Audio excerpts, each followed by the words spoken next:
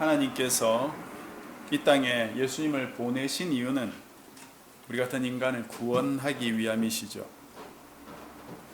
하나님의 이 사랑에 감동받은 인간들은 십자가에 죽으신 예수님의 은혜와 하나님의 그 사랑을 찬양하면서 많은 이야기들을 만들어 왔습니다. 세상을 구원하기 위해 또는 어떤 특별한 위험에 처한 사람을 구하기 위해 자기 자녀를 대신 희생시키는 아버지상, 그런 이야기들이죠. 어떤 버스 운전자가 산길을 달리다가 브레이크가 고장이 나버렸는데 그것 때문에 이제 버스 안에 있는 사람들의 목숨이 위험해지자 아빠의 버스가 오는 시간에 맞춰서 길가에 나온 자기 아이를 희생시키면서 버스를 세웠다는 그런 이야기가 있습니다. 또 한 도개교 이 다리가 이렇게 들려가지고 배가 지나가고 다시 내리고 하는 이런 다리 있지 않습니까?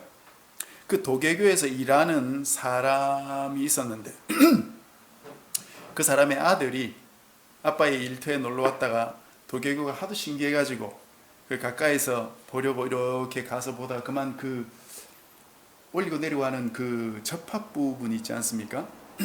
그 사이로 떨어져 버린 거죠. 멀리서 기차가 오면서 경적을 울리는데 도개교를 이제 내려야 되는데 바로 그 순간에 자기 아들이 거기로 떨어지는 것을 이 아빠가 보았던 것이죠. 그래서 빨리 나오라고 그렇게 소리 지르지만 아이는 그곳에 혼자 나올 수가 없고 굉장히 크고 깊기 때문에 저 앞에서는 수많은 사람들을 태운 기차가 달려오고 있기 때문에 자기 아들과 저 수많은 승객들의 목숨을 비교하면서 결국은 그 스위치를 내릴 수밖에 없는 아빠의 이야기, 그런 이야기들이죠. 이런 이야기들은 하나님의 희생적인 사랑을 강조한 내용입니다. 물론 이런 이야기를 통해서 하나님의 크신 사랑을 깨닫고 신실한 백성이 되면 그것보다 더 좋은 일이 어디 있겠습니까? 그러나 이 세상의 모든 것, 또 이 세상에 있었던 그런 이야기들이 하나님을 온전히 나타내 주는 데는 좀 부족한 것 같습니다. 그래서 우리가 성경 밖의 이야기를 통해서 감동을 받더라도 하나님의 뜻과 섭리에 대해서는 성경을 통해서 꼼꼼히 살피는 그런 습관을 들일 필요가 있습니다. 그렇지 않고는 내가 어디선가 들은 이야기를 가지고 성경을 바라보게 되는 것이죠. 만약 그렇게 된다면 하나님께서 성경 안에 활자로 기록해 두신 그 말씀이 눈에 잘 들어오지 않고 띄지 않는 그런 경험을 하게 되는 것입니다. 오래전에 그 스티븐 코비가 쓴 성공하는 사람들의 7가지 습관이라는 책에 보면 제가 이 책이 지금 집에 없어서 확인을 못했는데 아마 이 책에서 본 것 같아서 제가 언급을 드리는데요. 그 책의 앞부분에 보면은 코가 큰 할머니와 모자를 쓴 젊은 여인을 이렇게 하나가 되도록 이렇게 그려놓은 사진이 나와요. 그래서 때로는 할머니가 보이기도 하고 때로는 젊은 여인이 보이기도 하는 것이죠. 근데 무작정 그 그림을 보여주면 뭐 할머니가 보인다든지 젊은 여인이 보이는지 한 반반 정도 나오겠죠. 근데 재밌는 건 이 사진을 보여주기 전에 다른 할머니의 사진이나 영상을 보여주고 나서 이 사진을 보여주면 100이면 100 할머니를 찾고요. 젊은 모자 쓴 여인의 사진의 영상을 보여준 후에 이 사진을 보여주면 대부분 모자 쓴 여인을 발견하게 된다는 것입니다. 왜 그렇습니까? 사람은 자신의 편견, 즉 자기가 알고 있는 것에 근거해서 사물을 바라보기 때문이지요. 마찬가지로 복음의 진리도 지금까지 내가 알고 들어왔던 것만 생각하고 그것이 다다 그렇게 해버리면 하나님의 말씀과 뜻을 다 발견할 수 없는 건 너무나 당연한 이야기겠죠. 어떻게 하나님의 그 깊은 뜻과 섭리를 단순한 몇 문장으로 말할 수 있겠어요? 적어도 내가 알고 있는 것보다는 수백 배, 수천 배 더 많은 하나님의 뜻과 섭리가 성경에는 담겨 있을 겁니다. 제가 이런 말씀을 드리는 이유는 오늘 본문이 대표적인 그런 본문 중에 하나이기 때문이에요. 오늘 본문을 잘 보시고 생각을 잘 정리하셔야 됩니다. 제가 주보 뒷부분에 또 인쇄를 해두었으니까 말씀을 들으면서 그 부분을 참고하시든지 또는 직접 성경을 찾으시든지 해서 잘 정리하십시오. 지금까지의 시간표를 잠시 또 훑어드리고 오늘 본문으로 들어가십시다. 주일날 나귀 타고 예수님께서 입성하셨죠. 그 다음날 파괴가 없는 한 무화과를 저주하시고 그 길로 성전에 들어가셔서 성전 청결하는 일을 하셨습니다. 그리고 병자들도 고쳐주셨고요. 그리고 그 다음 날은 이제 무화과, 그 저주했던 무화과 뿌리까지 마른 걸 보면서 기도에 대한 교훈을 해주셨고, 이어서 성전에 들어오셔서 여러 가지를 가르치시다가 대제사장과 서기관과 장로들이 당신이 무슨 권위로 이렇게 하느냐, 그 질문을 받으셨던 것이죠. 그때 즉답을 피하시고 세례요한의 권위는 도대체 어디서 왔냐 이렇게 물으시면서 자기가 하나님의 아들이라는 걸 우회적으로 답변을 하셨고, 그때라도 이들이 회개하고 돌이킬 수 있도록 그런 기회를 주셨다고 했습니다. 그 이후에 지난주 후반부였던 28절부터 32절까지는 제가 자세히 말씀 안 드렸는데 두 아들의 비유가 나왔죠. 그것의 핵심은 의인이라고 자처했던 유대 이 지도자들, 그 사람들은 하나님께 불순종했기 때문에 버림받게 되고, 그들이 죄인이라고 손가락질했던 세리와 창기들은 회개하고 하나님께 순종함으로써 하나님 나라에 먼저 들어갔다는 것입니다. 그 이야기가 오늘 본문에는 약간 더 다른 형태로 좀 더 확장되어서 이렇게 나옵니다. 이제 오늘 본문을 한번 보십시오. 포도원 농부 이야기입니다. 포도원은 구약 성경의 많은 곳에서 이스라엘이라는 나라를 상징하는 도구로 사용이 됩니다. 33절을 보십시오. 다른 한 비유를 들으라. 한 집 주인이 포도원을 만들어 산 울타리로 두르고 거기에 즙 짜는 틀을 만들고 망대를 짓고 농부들에게 새로 주고 타국에 갔다고 했습니다.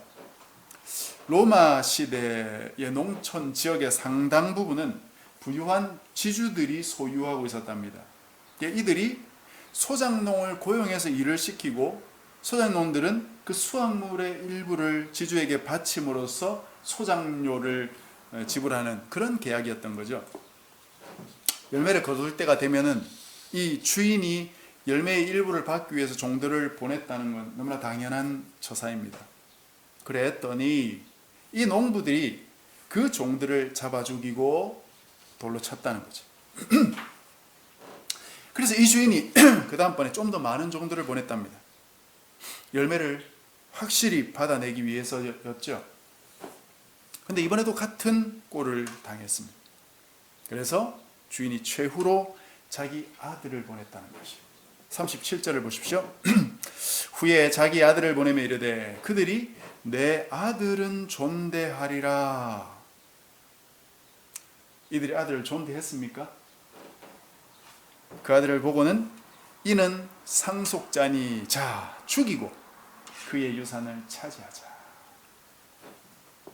하고 잡아서 내쫓아 죽여버렸다고 되어 있습니다. 그러니까 그 후에 주인이 어떻게 했을까요? 그 악한 자를 진멸하고 포도원은 제때에 열매 바칠 만한 다른 농부들에게 새로 줄 것이다 이렇게 되어 있습니다. 이 이야기는 유대인들에게 매우 친숙한 이야기였습니다. 이사야 5장에 가보면 일명 포도원의 노래라는 아주 유명한 노래가 등장하는데 그 내용과 굉장히 비슷한 내용이 바로 이겁니다. 그 내용이 별로 어렵지 않기 때문에 제가 한번 읽어보겠습니다. 이사야 5장 1절부터 4절까지만 제가 읽어보겠습니다. 나는 내가 사랑하는 자를 위하여 노래하되 내가 사랑하는 자의 포도원을 노래하리라. 내가 사랑하는 자에게 포도원이 있으며 심히 기름진 사내로다. 땅을 파서 돌을 제하고 극상품 포도나무를 심었도다. 그 중에 망대를 세웠고 또 그 안에 술틀을 팠도다. 좋은 포도 맺기를 바랐더니 들포도를 맺었도다. 극상품 포도나무를 심었는데 들포도를 맺었다는 것입니다. 그래서 사람들에게 이렇게 묻습니다. 3절 예루살렘 주민과 유다 사람들아 구하노니 이제 나와 내 포도원 사이에서 사례를 판단하라. 내가 내 포도원을 위하여 행한 것 외에 무엇을 더할 것이 있으랴. 이 주인은 자기가 할 수 있는 대로 최선을 다해서 이 농사를 했다는 것이에요. 이것보다 더 잘할 것이 없다 이 말이죠. 내가 좋은 포도 맺기를 기다렸거늘 들포도를 맺으면 어찌 됨인고. 그래서 그 뒷부분은 이 주인이 이 포도원을 어떻게 했는지가 쭉 나옵니다. 포도원의 울타리를 걷어버리고 담을 헐어버려서 짓밟히게 만들고 가시와 찔레가 나오더라도 그냥 내버려 방치해 두고 비도 내리지 않게 하겠다. 그러면서 마지막 7절에 바로 이 포도원이 이스라엘 족속이다 이렇게 말씀하셨어요. 본문과 약간 차이는 있지만 제대로 열매를 제공하지 않는 포도원의 모습은 동일하고, 그래서 그 포도원을 멸망시키는 주인도 역시 동일하죠. 제대로 열매를 맺지 않는다면 하나님의 심판을 받습니다. 이 말씀을 유대인들도 잘 알고 있었기 때문에 이 이야기를 약간 각색한 예수님의 얘기를 듣고는 바로 자기들에게 하는 말인 줄 알고 예수님을 잡아가려고 했던 것입니다. 오늘 본문으로 다시 돌아와서 이 주인의 행동을 잘 보십시오. 열매를 받으려고 종들을 2번 보냈어요. 마가복음하고 누가복음에 보면 3번 보낸 것으로 나오고 그 뒤에 아들을 보낸 것으로 나옵니다만 3번이든 4번이든 별 상관이 없어요. 하나님은 그거보다 훨씬 더 많이 종들을 보내셨기 때문입니다. 이 종들이 누굴까요? 하나님께서 이스라엘을 회개시키기 위해 보내신 하나님의 종들. 그 대표적인 사람들이 선지자들이죠. 구약 성경에 보면 이름이 잘 알려진 선지자가 한 12명 정도 됩니다. 그 외에 알려지지 않은 선지자는 훨씬 더 많이 나옵니다. 그런데 이 선지자나 하나님의 종들을 이스라엘 백성들이 때리고 괴롭히고 말 안 듣고 죽여왔다는 것입니다. 이들의 이런 행태를 마태복음 23장 끝부분에 가면 예수님께서 딱 잘라서 이렇게 말씀하십니다. 마태복음 23장 끝부분에 가면 의인 아벨의 피로부터 성전과 제단 사이에서 너희가 죽인 바라갸의 아들 사가랴의 피까지 땅에서 흘린 의로운 피가 다 너희에게로 돌아가리라. 예수님이 말씀하시는 바로 이 세대, 예수님이 살았던 그 세대, 너희들에게로 다 돌아갈 것이다. 피값이. 아벨이 누굽니까? 성경에 아주 초기에 나오는 그런 인물이잖아요. 하나님께서 성경이 기록된 아주 옛날부터 계속해서 자기 백성들을 보내셔서 하나님을 떠난 그 죄인들이 회개하고 돌아올 수 있도록 기회를 주고 계셨지만 이 완악한 백성들은 도리어 그들을 죽이고 돌로 치고 괴롭혀왔다는 거죠. 그래도 하나님은 수천 년 동안 계속해서 이 일들을 해 오셨다는 것입니다. 왜요? 열매를 받기 위해서. 여러분께서 하나님께서 원하시는 열매가 무엇인 것 같습니까? 선지자들이 와서 한 일이 뭔지를 잘 보면 알 수 있습니다. 선지자들이 와서 무슨 일을 했습니까? 이스라엘 백성들이 하나님의 올바른 백성이 되도록, 하나님 말씀에 순종하는 백성이 되도록 하나님의 뜻을 계속해서 전달하는 것이 그들의 일이었지요. 즉 열매란 하나님의 말씀을 잘 따르는 신실한 백성을 가리키는 말입니다. 그래서 열매 없던 그 무화과 나무가 저주를 받아야 됐던 것이죠. 하나님의 백성이라고 일컫는 이스라엘 백성, 즉 이 포도원 안에 잘 익은 열매가 없었다는 것이죠. 하지만 하나님은 어떻게 했습니까? 수천 년 동안 거름 주고 물 주고 땅을 북돋아 주고 종들을 보내서 그 일들을 했지만 올바른 열매가 맺히지 않았다는 것이죠. 그래서 최후 수단으로 하나님이 뭘 했습니까? 자기 아들을 보낸 것입니다. 자, 하나님이 자기 아들을 왜 보내셨어요? 이 이유가 중요한 것입니다. 하나님이 자기 아들을 왜 보내셨습니까? 내 아들은 존대하리라 고 보내신 것이죠. 그게 무슨 말씀입니까? 하나님께서 종들을 보내셨을 때는 이 악한 농부들이 열매를 주지 않고 괴롭히고 죽이고 했지만, 이제 아들을 보내면 그래도 내 아들이니까 열매를 주겠지 하고 보내셨다는 것입니다. 하나님께서 예수님을 이 세상에 보내실 때 십자가에 달려 죽으라 고 보내신 게 아니라는 거예요, 여러분. 이 사실을 잘 여러분 정리를 하셔야 됩니다. 하나님은 예수님을 다른 종들과 동일한 목적으로 보내셨다는 것이에요. 즉, 이 백성들이 예수님을 통해, 하나님의 아들인 이 예수님을 통해서 회개하고 좋은 열매가 되라고, 그래서 하나님께 바쳐지도록 자기 아들을 보내셨다는 것이지, 예수님이 농부들에게 죽임당하도록 보내신 것이 애초부터 아니다라는 것입니다. 이런 내용이 성경에 상당히 많이 나오지만, 예수님이 십자가 지기 위해 이 땅에 오셨다고만 배운 분들은 이런 말씀들이 눈에 잘 들어오지 않는다는 말씀입니다. 몇 군데만 제가 살피도록 하겠습니다. 사도행전 2장입니다. 사도행전 2장. 사도행전 2장에 보면은 베드로의 그 유명한 오순절 설교가 나옵니다. 오순절 날 성령이 임하셔가지고 방언이 터지면서 막 그들의 입으로 하나님의 놀라운 역사를 막 선포하고 이렇게 하니까 사람들이 신기해가지고 이게 도대체 어떻게 된 일인가 이렇게 물었을 때, 그때 베드로가 그것이 어떤 현상인지를 설명해 주는 내용이 바로 2장에 나오는 설교입니다. 그 내용 안에 예수님의 십자가 사건을 설명하는 부분이 있는데 그 부분만 말씀을 드리겠습니다. 사도행전 2장 22절부터입니다.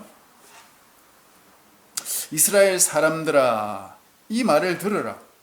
너희도 아는 바와 같이 하나님께서 나사렛 예수로 큰 권능과 기사와 표적을 너희 가운데 베푸사 너희 앞에서 그를 증언하셨으니, 아들을 보내가지고 하나님 자신을 나타냈다는 거죠. 예수님께서 하나님으로부터 권위를 받아가지고 오셔가지고 그 권위대로 잘 순종하셨다 이 말입니다. 근데 23절, 그가 하나님께서 정하신 뜻과 미리 아신 대로 내준 바 되었거늘, 이 말이 하나님이 예수님을 십자가에 내줬다는 말이 아니에요. 이 땅으로 내주셨다는 말입니다. 이 땅에 보내주셨다는 말. 그랬더니 너희가 법 없는 자들의 손을 빌려 못 박아 죽였으나, 누가 죽였다고? 너희가 죽였다. 근데 24절에 하나님께서 그를 사망의 고통에서 풀어 살리셨으니, 이는 그가 사망에 매여 있을 수 없었습니다. 하나님께서 예수님을 죽으라고 보내주셨어요? 그게 아니에요. 하나님은 하나님의 미리 정하신 뜻대로 표적과 기사와 권능을 통해서 예수님을 하나님의 메시아, 즉 하나님의 권위를 가진 자로 드러내셔서 하나님의 뜻을 이루시도록 이 땅으로 보내주신 것인데, 너희가 법 없는 자들, 즉 이방인 로마 군병에게 넘겨서 죽게 했다는 것입니다. 열매를 받으려고 보낸 최후의 아들을 농부들이 죽여버린 것이죠. 그 아래 36절에는 이렇게 말씀하십니다. 그런즉 이스라엘 온 집은 확실히 알지니 너희가 십자가에 못 박은 이 예수를 하나님이 주와 그리스도가 되게 하셨다. 너희가 죽였지만 그 예수님을 하나님이 다시 살리셔서 주와 그리스도가 되게 하신 것이다 이 말이죠. 하나님이 예수님을 죽으라고 내준 적이 없다 이 말입니다. 사람들이 예수님을 죽여버린 것입니다. 농부들이 죽인 것입니다. 사도행전 3장도 한번 보겠습니다. 3장 13절에 가면은 성전 앞에 앉아있던 그 안전뱅이를 일으키는 사건이 나옵니다. 은과 금 내게 없으나 내게 있는 것으로 내게 주노니 나사렛 예수 그리스도의 이름으로 일어나 걸으라 하면서 베드로가 고쳐줬지 않습니까? 그러니까 사람들이 신기해서 이게 도대체 어떻게 된 일이냐 할 때 베드로가 그 답변하는 말씀이 나옵니다. 13절입니다. 사도행전 3장 13절. 아브라함과 이삭과 야곱의 하나님 곧 우리 조상의 하나님이 그의 종 예수를 영화롭게 하셨느니라. 너희가 그를 넘겨주고, 너희가 예수님을 넘겨주고 빌라도가 놓아주기로 결의한 것을, 너희는 빌라도한테 넘겼지만 빌라도는 놓아주려고 했다. 그랬는데 너희가 그 앞에서 거부하였으니, 14절, 너희가 거룩하고 의로운 일을 거부하고 도리어 살인한 사람을 놓아주기를 구하여 생명의 주를 죽였도다. 누가 죽였다고? 너희가 죽였다. 그러나 하나님이 죽은 자 가운데서 그를 살리셨으니 우리가 이 일의 증인이다. 똑같죠. 4장, 5장에도 계속해서 이 내용이 나옵니다. 여러분 여기 찾아보십시오. 사도들의 메시지는 바로 이것이에요. 하나님이 자기 아들을 보내신 이유는 종들을 보냈던지 말도 안 듣고 때리고 죽이고 그러니까 내 아들을 보내면 쟤들이 좀 말을 듣고 회개하고 좋은 열매를 보내주겠지라고 기대하고 보내주셨다는 것입니다. 그랬는데 너희가 그도 죽여버렸다. 그 이야기를 하는 것입니다. 그러면 이제 어떻게 해야 됩니까? 하나님의 아들을 죽여버렸으니 뭐 어떻게 해야 되는 것이에요? 끝난 것입니다. 다른 답이 없어요. 오늘 본문 끝에 보면은 이제 포도원 주인이 와서 그 농부들을 처형하고 다른 농부들에게 주는 것이죠. 심판밖에 남은 것이 없어요. 여기서 이 농부들이 바로 대제사장, 서기관, 장로들이었고 다른 농부들이 사도들이겠죠. 하나님께서 대제사장과 서기관과 장로들을 처형해버리시고 이제는 사도들에게 넘겨주신다는 것입니다. 그럼 이제 어떻게 됩니까? 이들이 처형받게 되죠. 그러면 나머지 백성들은 어떻게 됩니까? 그들도 대제사장과 합세했기 때문에 당연히 처형당해야 됩니다. 그죠? 예수님을 죽인데 함께했던 무리이기 때문에 백성들도 처형을 당해야 되는 것이죠. 그게 무엇이냐? 이 백성들이 당하는 처형 이야기가 나옵니다, 여러분. 이 사도 베드로의 이야기를 사도행전에서 들었던 그런 사람들의 반응이 나오는데, 앞에서 살펴본 그 사도행전 2장 37절에 보면은 이렇게 나와요. 이 베드로의 설교를 듣고 사람들이 마음에 찔려서 사도들에게 이렇게 묻습니다. 형제들아, 우리가 어찌할꼬? 우리가 죽인 장본인이다. 이제 어떻게 해야 되냐 우리는? 그때 베드로가 뭐라고 합니까? 38절에, 사도행전 2장 38절에 너희가 회개하여 각각 예수 그리스도의 이름으로 세례를 받고 죄 사함을 받으라. 그리하면 성령의 선물을 받으리니 이 약속은 너희와 너희 자녀와 모든 먼데 사람 곧 주 우리 하나님이 얼마든지 부르시는 자들에게 하신 것이다. 너희가 예수님을 죽였기 때문에 어떻게 해야 된다? 너희도 처형당해야 된다라는 것입니다. 그 처형이 뭐라는 말입니까? 그것이 회개이고 그것이 세례다. 여러분, 회개와 세례가 처형당하는 것입니다. 어떤 분들이 이런 말 들으면 회개하고 세례하면 된다. 그러니까 아유 안 죽었구나. 휴, 다행이다. 그렇게 생각할지 모르지만 세례가 죽고 살아나는 것이에요, 여러분. 세례 받고 나오는 것이, 물속에 들어가다 나오는 그것이 바로 죽고 살아나는 것을 상징적으로 의미하는 것입니다. 그렇기 때문에 회개하고 세례 받는 것이 형식적으로 되면 안 된다는 것이지요. 여러분, 지금 우리가 레위기 묵상을 하고 있는데 레위기 보면은 제사 드리는 장면이 나오죠. 죄를 지은 사람이 자기가 기른 자기 집에 소와 양과 염소 데리고 나와가지고 어떻게 합니까? 안수하고 그거 잡아 죽여서 제사 지내죠. 그렇게 속죄제를 합니다. 근데 여러분, 그 소나 양과 염소를 죽일 때 어떻게 합니까? 안수해요. 그러니까 안수가 뭐겠습니까? 그냥 뭐 이쁘다고 이렇게 쓰다듬는 겁니까? 이제 죽을 동물들 안 됐다고 이렇게 불쌍해서 쓰다듬는 거, 그런 게 아니에요. 안수라는 것은, 정확한 안수의 의미는 그 동물에게 나 자신을 기대는 것입니다. 내 몸무게를, 내 체중을 실어서 기댄다는 의미예요. 그것이. 즉 자기가 집에서 기르고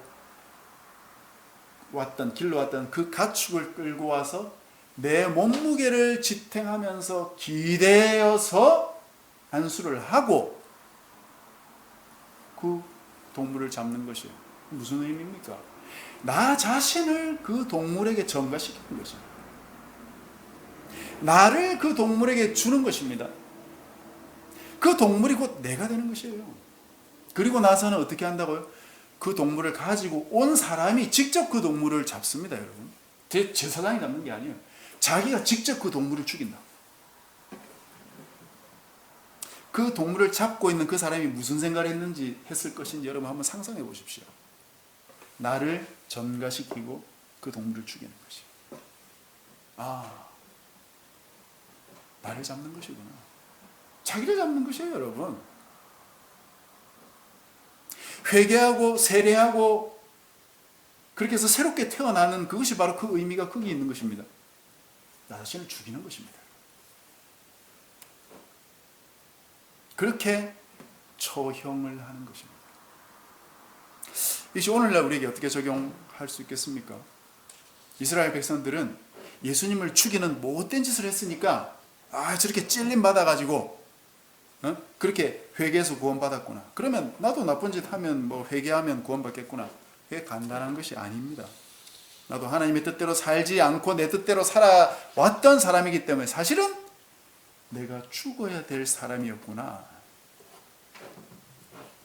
하나님의 포도원에서 하나님의 뜻에 합당한 열매가 되지 않는 사람은 하나님께 제대로 된 열매를 준 적이 한 번도 없는 사람이죠.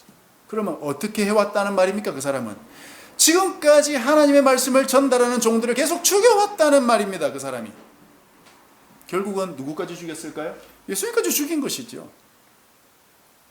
오늘날은 이런 선지자들이 없으니까 이 선지자가 무엇이라고 생각할 수 있겠습니까? 바로 오늘 아침 내가 묵상한 바로 그 말씀, 내가 수없이 들었던 바로 그 말씀을 듣고도 전혀 변하지 않고 그것과 다른 삶을 살아왔다면 내 속에서 수없이 하나님의 종들을 죽여왔던 것입니다. 하나님의 아들을 내 속에서 죽여왔던 것이에요. 그분을 꼭 십자가에 내가 직접 못 박아야 죽인 것이 아닙니다. 그분의 하시는 말씀을 오늘도 내가 무시하고 살아왔다면 그것이 바로 예수님을 십자가에 못 박는 것입니다. 따라서 내가 예수님을 죽였는데 하나님께서 그 예수님을 다시 살리셔서 나를 구원하실 길을 여셨다. 그래서 너희들은 어떻게 하면 되냐? 나도 이 예수님 안에서 예수님이 죽고 살아나신 것처럼 나도 예수님과 함께 죽고 살아나서, 그게 세례죠. 새 사람으로 태어나서 나의 죄짓는 옛자를 다 죽여버리고 좋은 열매 맺는 새 사람으로 다시 태어나는 것이 구원을 얻는 길이다. 여러분, 이 말씀을 잘 생각해 보십시오. 깊이 묵상해 보십시오. 머릿속에 정리하셔야 됩니다. 마지막으로 하나만 더 나누고 말씀을 맺을까 합니다. 왜 이 농부들은 아들을 죽였을까요? 왜 우리는 자꾸 예수님을 죽입니까? 왜 그분의 말씀에 순종하지 않고 회개하지 않고 아무것도 회개하지 않은 채로 교회에 나와서 예배드리면서 나는 구원받았습니다 라고 말하는 그 강도의 소굴이 되도록 만드냐 이 말입니다. 교회를. 이 농부들이 주인에게 열매를 주지 않은 목적이 무엇일까요? 오늘 본문 38절에 나옵니다.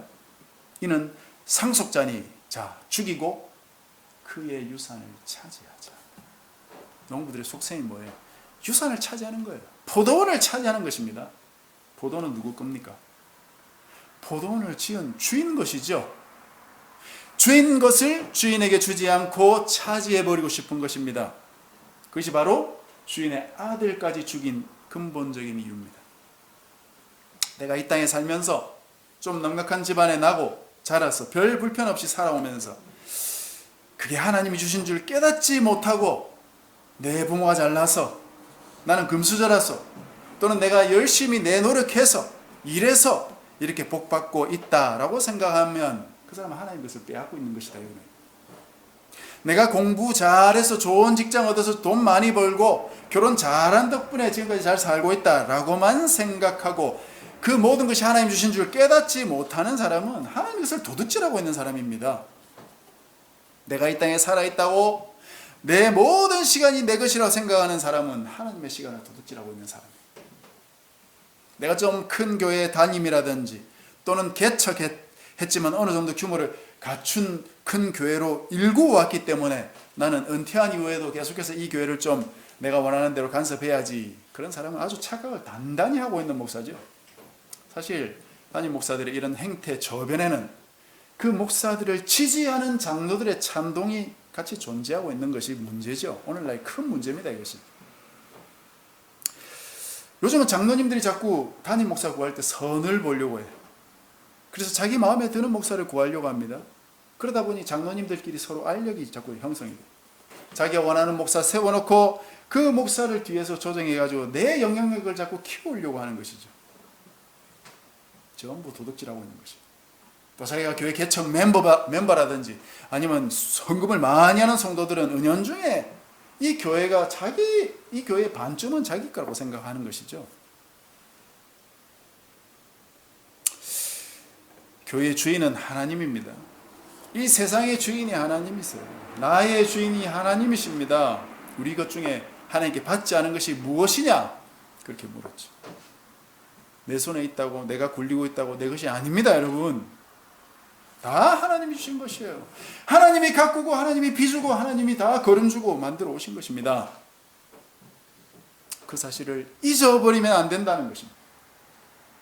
그리고 주님 주신 것은 그것으로 아름다운 열매를 바치라는 뜻이기 때문에 이 땅에서 내가 살 동안 나 자신이 아름다운 열매가 되어 가야 되는 것입니다.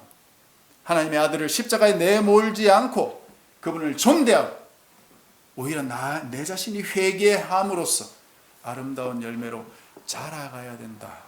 그것이 바로 저와 여러분의 하나님의 뜻입니다. 말씀을 맺겠습니다. 이스라엘 백성 손가락질하지 말고 나 자신을 돌아봐야 되겠습니다. 내가 하나님이 원하시는 열매가 되어가고 있지 않다면 나는 포도원을 내 것인 양 차지하고 앉아서 버티고 있는 어리석은 농부인 것이죠. 하나님께서 그런 농부는 쫓아내시고 새 농부를 드릴 것입니다. 나를 쫓아내시기 전에 올바로 회개해서 올바른 열매가 되십시다. 그래서 참된 알곡, 잘 익은 열매가 되어서 나 자신 하나님께 바쳐드리는 저와 여러분 되시기를 주님의 이름으로 간절히 축복합니다.